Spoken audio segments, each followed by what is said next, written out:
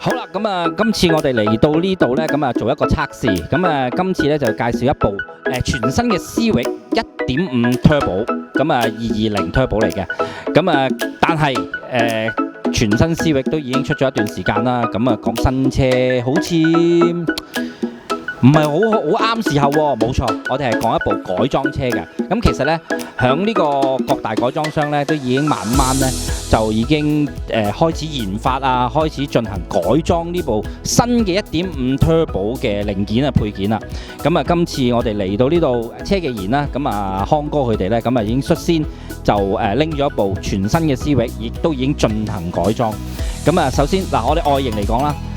其實而家佢暫時咧都冇咩特別太大嘅改變嘅，咁啊只不過係換咗，因為普通版咧個頭燈咧就會唔同嘅，而家就改咗個呢個全新嘅 LED 燈，咁就係呢個高級版先有嘅，因為普通版個頭燈就完全唔同嘅。咁啊而家外形嗰方面就完全一個普通版本啦，咁啊其實都已經換咗死氣喉噶啦，咁裏面咧亦都改裝咗一個叫 Race Chip 嘅一個Plug and Play 嘅電腦啦。咁啊，亦都有一個吸排氣，即係一個吸氣管啦。咁亦都有一個排氣喉咁嘅 A-Spec 嘅。咁啊，我哋一陣間邀請阿康哥出嚟去講一講而家，譬如佢改裝嘅進展啊，或者係有冇改裝嘅有咩難度啊？咁啊，我哋一陣間揾阿康哥出嚟先。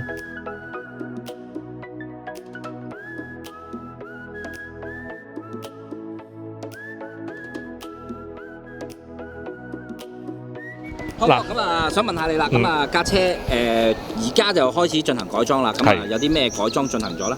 咁而家咧係先做咗死氣喉先嘅，咁就 A-Spec 嘅，咁樣跟住就冬菇同埋外掛電腦，咁樣就暫時設定係咁樣咯。咁但係我哋而家開發緊嗰個原裝電腦嘅 Flash， 咁就點火供油啊、push 啊嗰啲都開發緊，咁仲測試中。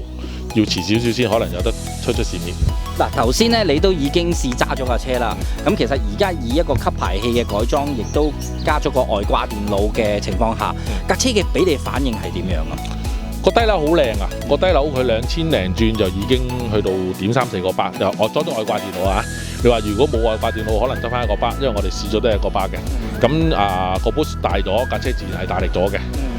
同埋頭先都聽你講話低轉反應好夠扭力嘅喎，呢架車。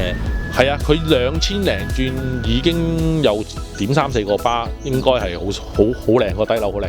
但係高轉嗌落去到6000幾轉嗰度呢，就有少少失望，因為 Honda 車都係高轉激情少少嘅。